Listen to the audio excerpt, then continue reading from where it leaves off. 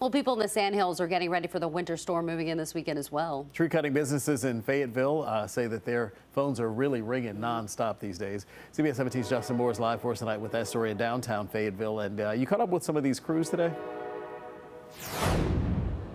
That's right. Tree companies tell us that a lot of calls that they're getting right now are from people who are wanting their trees trimmed at the last minute. Now, some are worried about branches hanging over power lines. Others are trying to stock up on firewood before temperatures drop.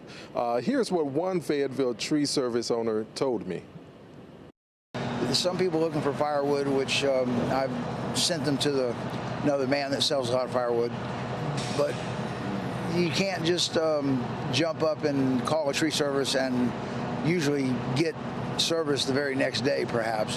Usually a good service is going to be logged up, booked up just a little while. That's something to keep in mind. Tree companies say they are making sure chainsaws are working and equipment is gassed up ahead of this weekend. Now, the city of Fayetteville, along with Cumberland County, are monitoring this weekend's weather to decide whether or not to bring in additional staff. Right now, additional staff is on standby pending the weather. Live in downtown Fayetteville, Justin Moore, CBS 17 News. All right, Justin, thank you.